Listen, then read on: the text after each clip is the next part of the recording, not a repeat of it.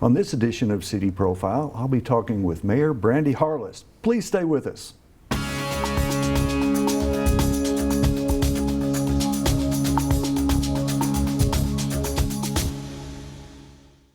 Hello and welcome to City Profile. I'm Tom Butler, and on today's show we have a real treat. We have the Mayor of Paducah, Brandi Harless, with us, and we're going to get right into things. So one of the first things I always like to do, and welcome to the show, by the way. Thanks. I'm so happy that you're here. And one of the things I like to do is people see you on TV and in your role as mayor. One of the first things I like to do is ask about what you do when you're not mayor. Tell me a little bit about your family, about your interests, about other jobs and things that you have. Absolutely. Well, I call this a part-time pay, full-time job, but I have a lot of side hustles, as you would call them, trying to make a living in this world. So my husband and I are always very busy. We have a property down on Broadway that many people know about that we renovated about 3 years ago, and we run businesses out of there. We run a little bar, a gym, and we have apartments upstairs. So we're constantly working on that to make sure we maintain that property. And a couple years ago, actually, I started a software company called Prevent Scripts, and we're building software for prevention of hypertension and diabetes for our primary care providers. But recently I was actually reflecting on this, having been home now in Paducah since 2009. I always tell everybody I accidentally moved home to Paducah, which is very true, but I always tell everyone I've uncovered so many treasures about this place as over the years. But I was recently thinking about my childhood and how I feel so blessed to have spent time. I was in a divided family. My parents divorced when I was 2. My dad lived in Marshall County, my mom lived in Ballard County, and my grandparents lived in Paducah. So I got to see the region in a lot of ways, but I would spend one weekend with my mom riding horses, whether that being showing, Western pleasure, or trail riding with her and camping, and the next weekend with my dad drag racing. So I am just so thankful that I got to grow up doing those things, and now they're coming full circle in my adulthood, and I'm trying hard to spend more time on my mom's farm and trying more time to spend with my dad and his cars. So I've loved being home because it really brought me back to my roots for sure.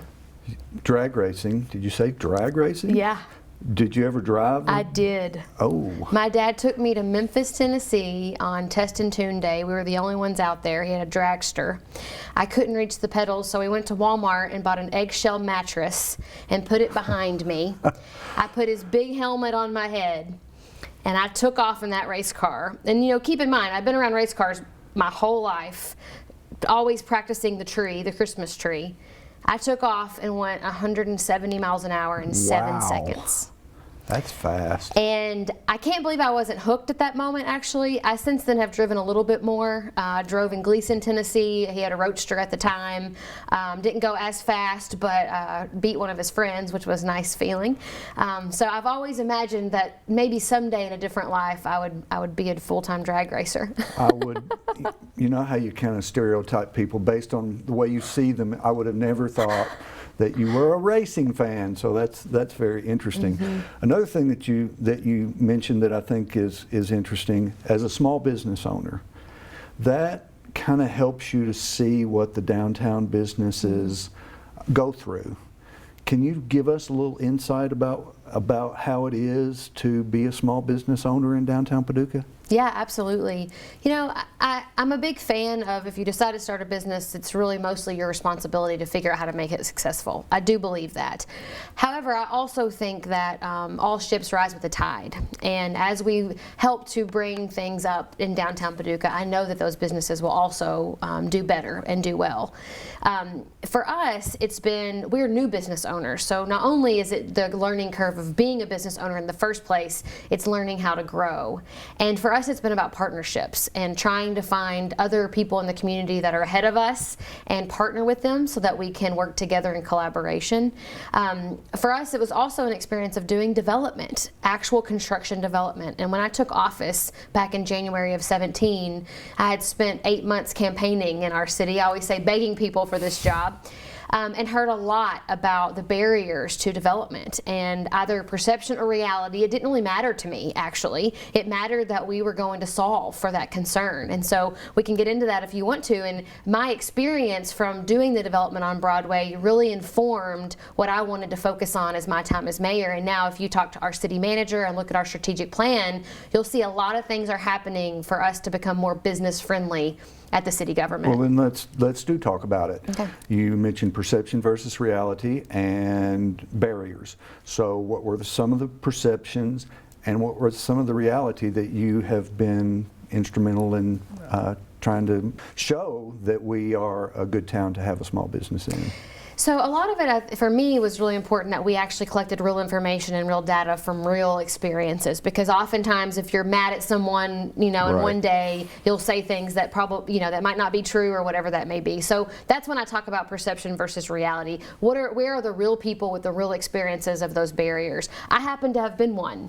But I also think it's important when we're building a team inside of city government that we're not pointing fingers at any one person. That oftentimes what happens, it's a culture that gets created, and the culture creates the barriers. So one thing I'm really proud of is Jim, our city manager, who we worked really hard to make sure we found the right person at the right time for this place, has done a lot of that research. He's been asking the questions of the community, asking questions to the employees.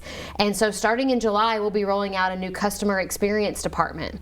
And that is a department dedicated to making sure that when someone walks through the doors of City Hall and wants to do a project in the city government, that we make it easy on them, that we remove the constraints, not add the constraints. So that's one thing, and I think we'll see some good outcomes from that. But also internally, there's a lot of effort going on to streamline the permitting process. So as of now, before this kicks in, you're having to go to the planning department and the engineering department and the inspections department, and a lot of different moving parts inside of city government that can be complicated for someone who doesn't live it every day. So the team right now internally are working on streamlining that process and making it more obvious and how to navigate that. I mean, I know it's frustrating for me, especially on the phone, if I call somebody up and they say, well, I can't help you, but let me transfer you to somebody who can. And then maybe that person can, and if you get 3 or more, it really gives you a bad impression Right. of the customer experience. So that sounds like anything else? What else? No, I think it's just to look for. So the way I understand this is going to work out, when you first walk into City Hall, we're actually creating the customer service department right there. So when you walk into City Hall, you will see 3 smiling faces waiting to help, and they'll track you through your whole project. So they'll be kind of your case manager per se, to make sure that all of the T's and I's are dotted and that you're getting to those people, so that you're not the one having to make all those phone calls, but that there's someone there to do it with you. And I just think that's going to make all the difference in the world, because we can't take away the complexity of city government. We just can't. It's a complex, large organization, but what we can do is help people navigate it. When you walk in from the Dolly McNutt Plaza side, there's now a person sitting there waiting to help you, and that wasn't always the case. So if you're not familiar with City Hall and you come into this building, you might not even know which way to turn, and it's not apparent. It wasn't apparent who you should talk to ask where to go. So that's an improvement right there, just having somebody who can say, yeah, here's what you need to do, and you don't have to peek in somebody's office and say. That's right. And speaking of City Hall, we recently had a ribbon cutting there for the renovations. How long was that process to get to the ribbon cutting? It was about a year-long construction process. So the construction was a year, but let's go back even before that. Yeah. Let's go back to the history where how old is the building? How old is it now? 1962. So it was built in 62, and things don't last forever, and it's an intricate design, and so it started to have some problems. And at that point, it became a safety issue. What happened? What was did that process predate you as mayor as well on what was going to happen to that building, if it was going to stay or if it was going to be renovated? How did that all come about? that did predate me. And in fact, when I was preparing for the speech at the event that you mentioned, I was going back through my notes, and I had the fortune of being involved in Growth Incorporated, which was a nonprofit organization set up in the 80s to help protect the properties in Lower Town. And they kind of revived themselves during the City Hall conversation back in 2015. And I got to join them and help and advocate for the saving of the building. And I realized when I was preparing for that speech at the event recently that I think that might have been something that inspired me to run for office, because at the time the two options on the table were $18 million to rebuild City Hall, tear it down and rebuild it, or $18 million to rehab it. And that didn't calculate in most people who understand historic preservation. It did not calculate in our minds. And so we did a lot of advocacy work to beg the commission at the time, please don't tear this down first and foremost. But secondly, there are some common sense ways that we think you could restore this building without costing taxpayers $18 million. So when I took office in January of 2017, the conversation very quickly shifted to how do we do the basic structural things that need to be done to this building, and how can we find that money without raising taxes to our taxpayers. And we did it. I mean, we're under budget. We're at around $4.3 million, and you see how beautiful it looks. We've maintained a lot of the historic elements of that property, and I think there was a lot of pride at that event that day. Yeah, I could kind of feel that, and your speech particularly talking about saving the building and how architecture is history and things like that was really impressive and important. Thank you. One thing that I wanted to ask you at the beginning, but we got into another subject, is I would have thought maybe you were the youngest mayor ever in Paducah. And I asked Pam Spencer if that was true, and she said no, but there's an interesting story behind that. You're the second youngest mayor, is that correct? Mm-hmm. Tell me the story of the youngest mayor of Paducah. So the youngest mayor of Paducah was elected somewhere in the early 1900s. I never remember the exact year. His name was Gene Peak, and there actually was a story recently in Paducah Life magazine about him. He had a very interesting story. Unfortunately, he was elected at the age of, I'm trying to think back how old I was when I was elected. So I'm 36 now. I was elected at 34. He was 33 when he was elected. And unfortunately, he didn't live through his first year of office. He had some kind of heart issue or lung issue and passed away. So I have thanked the Lord every single year that I've made it through. So, 2 years now of being in office. So I think I might be the youngest, longest serving. Yeah. But unfortunately, he didn't make it through his term. I know there may be a lot of disadvantages to being mayor, but I didn't know dying was one of those. I know. So, I think that was a congenital thing for him, and it was in the early 1900s without a lot of modern medicine. So, right. Yeah. Right. All right. Let's talk about some other things. Right before the show, I was talking to you about some perceptions of Paducah and some perceptions that I got from some young people that actually go to WKCTC. And it doesn't seem like, and again, perception and reality sometimes aren't the same, so you can correct me if our perception is wrong, that Paducah has grown as quickly to be as big as some of the other cities in our region that started out 20, 30 years ago about our size. And my perception is that a lot of young people say, when I get out of college, I'm going to leave Paducah. So is that perception or reality? I have been a part of conversations, as you're mentioning, where we always are wondering how are we going to get young people to either stay here or boomerang back, right? Go off to college and come back and bring that experience home. Anecdotally, I'll tell you though, I am one of those young people who went away and thought I would never live in Paducah again, and came home and found the treasures here. And in my peer circle, I'm constantly seeing young people move home or move here. It's not always people who are from here, right? It's people who are getting recruited here from any given business in town.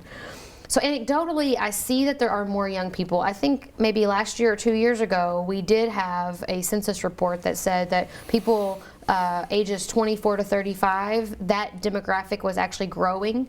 And luckily, we have a census coming up in 2020, and I think we'll land on a little bit more refined understanding of what's really happening from a population perspective. So on that perspective, I think there's always work we can do. And I always hoped that Paducah, having said to the world, we're going to elect a young mayor, meant that a lot of other young people who were ambitious and had leadership desires would actually look to Paducah as a place that they could be, because they realized that the community supported that. And you don't always get that in every community. Right. So I think that things are turning. I don't necessarily have the hard data to show that yet. I'll tell you, I also am always curious about other indicators that show growth. So for example, bank deposits are one economic indicator for any community, and the bank deposits in Paducah have been growing. They've been growing for a long time. They have sometimes stayed a little stagnant, but they've been going up.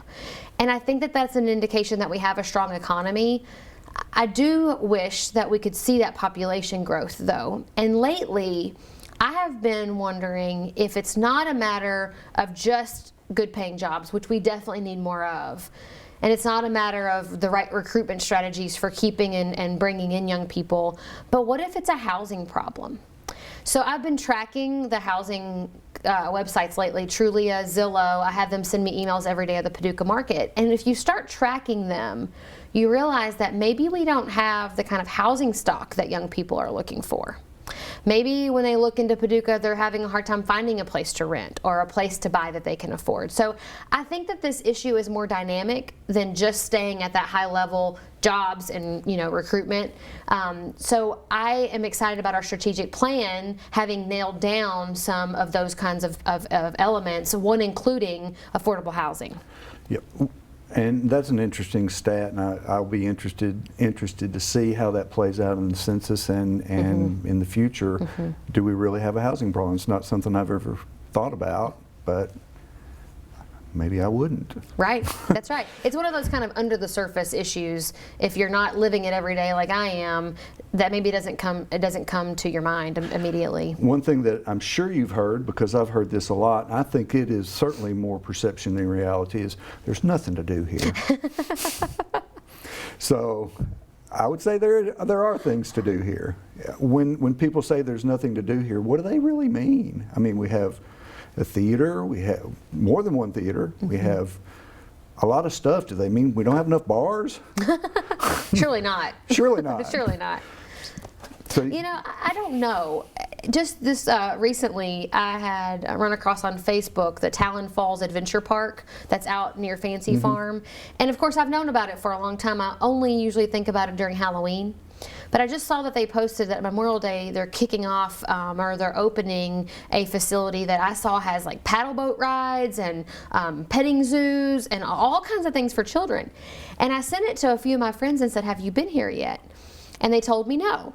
And they said, it's on my radar, I just haven't been yet. And then they would tell me, because I said, well, I was really curious because people tell me they have nothing to do, and I'm always looking out for things for people to do. And my friends told me, well, we have plenty to do, so I don't know how we're ever going to get out there. So I don't know. I don't know if that's just a matter of some people see it, some people don't. But I will tell you that I have told many people who come to Paducah for the first time or move here and are not from here, it did take me, even being from here, a solid 2 to 3 years to really uncover all of the kind of treasures about Paducah and things to do here. I don't think they're always obvious, I'll say that. So I think we have all the things that we need. It's really elevating them and making sure people take advantage of them. One thing that and I've done interviews with all the commissioners, and they all talked about a multiplex, a sports complex kind of center as something that we really need in this. Is that something that you support as well? Absolutely. We had this conversation during our commission retreat back in January, and it's on the strategic plan. It actually became one of our wildly important now initiatives. And so we are working on it. You might have seen our joint city-county meeting that we had a couple months ago talking about this. We are continuing to talk about it with the county. And I think we all have to work together to make it happen. After that joint meeting, we had a lot of citizens call in and say, I want to help fund this thing, or I want to help support this thing. How can we actually make it happen soon rather than later? Well, I'll ask you the question, how can we make it happen sooner rather than later? I mean, because the first question I typically have for things like that is, how are we going to pay for it? Yeah, exactly. That's the first question I asked too. Yeah. And recently I've asked a lot of county commissioners that question, because I don't want to lead our public astray. I don't want the citizens to think that we're preparing for something and then not be able to afford it. So we can at least ask the question first. I'll tell you, for the city, we have actually put funding into the future budgets to do some kind of bonding. If you look at the city's debt, you'll see that most of the debt has been utilized for either the arts community or economic development. As those debts mature and come off of our books and get paid off over the next 5 to 10 years, I think our commission, as you're saying, are interested in using that new debt opportunity to do something like a sports complex. So for the city, we have our eyes on some funding sources that could help get it started. It will not finish it. It will not get us all the way to the end where we wind up one day with a soccer complex, a baseball, softball complex, and a recreation aquatic center. Those things are going to take the community collaboration, and they will take the city and county working together to make sure that we do these things in a way that also doesn't put our community in so much debt or in so much financial turmoil that we have to do things that we don't want to do in order to pay for them. So we're being very cautious about it, but I think we can be ambitious at the same time. But if some people in the community, private money, are willing to, every stadium that you go to now has some kind of sponsor that has their name on it, and they give a lot of money to do those. So I'm sure you're exploring those kind of opportunities as well. And are there enough big companies in Paducah that might be willing to support something like that? I sure hope so. One of the things that we did last summer was help to get the Friends of the Parks organization off the ground. So there are 3 women in our community who have stepped up to that task, and they've started that organization. If you look into any other bigger community, and I always say Paducah punches above its weight. So even though we're I always say we sleep 25,000 people, but we serve about 110,000 every day. We are starting the Friends of the Parks organization, and that's where they will capture the private dollars and be able to start thinking about those sponsorships. There's so many opportunities for sponsorships. You can name a ball field after someone. You can name a walking track after someone. So we've got to get creative in this way. And I'll never forget one of the phone calls I received after the city-county joint meeting was from a private citizen who owns a business, and she said, I don't want to rely on my local government to only be the ones pulling this off. I want to be engaged. I want to help raise the money. So I think the more we talk about it and the more serious we get about putting real plans in place, the more likely our community is going to step up. Well, I know that tourism is always a big part of the economic development factor in here, and we of course have the quilt shows, and that's wonderful, and they bring a whole lot of people in here, but I can't identify many other things, if any other thing, that brings the amount of people, and maybe a sports complex is something like that. Now, Barbecue on the River does. Yes, it is one of those that stands up. And Lowertown Arts and Music Festival is about half, I think, of those two. So, but you're right. Our community's been asking, there's parents who travel for baseball or soccer or other sports, and they're always asking, can I please just have one weekend at home so that these tournaments can be hosted here in Paducah? And I don't think they're wrong. And I think it is time for us to turn our attention to sports and recreation, and we're very serious about it. We have about $750,000 in the budget this year to do the design and engineering for a facility. So we're putting our money where our mouth is. We really are. And I'm excited for the community to step up and help us. Yeah, that traveling for sports is probably not a new phenomenon, but when I was young and played baseball, I went to Noble Park and that was it. And now parents are traveling all over the region to do that. So it'd be great if there's a real quality facility here that they could do that with. We only have about 5 minutes left, so let's talk about the strategic plan. That's always fun to talk about, I know. What is a strategic plan, and how do you and the commission use that to say where we're going to go? So I've said the term strategic plan so many times that sometimes it loses its oomph, seriously. And I think you probably feel the same way. Because a plan is a plan is a plan until you do it, right? And that's where the real rubber and the road meet. Right. I am really excited and encouraged that our staff and our commission are really taking the strategic plan seriously. It's very robust if you've had a chance to look at it. There are a lot of moving parts to it, but it really is a way for us to make sure that we're staying focused on specific things, that we're putting budget dollars that match where we're trying to go. I'm excited because there are a lot of elements in it that I think have been talked about over the years but have not actually been implemented.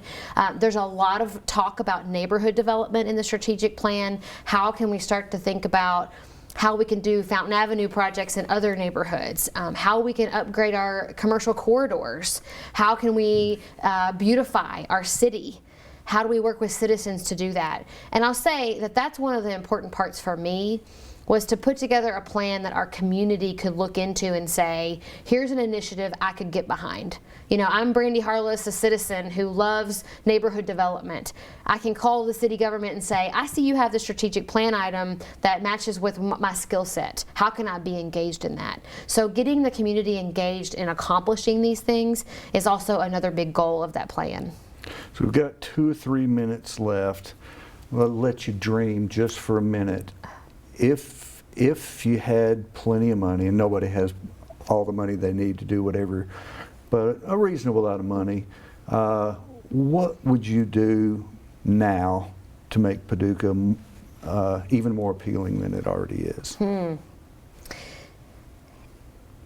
I would focus on prospecting for big companies.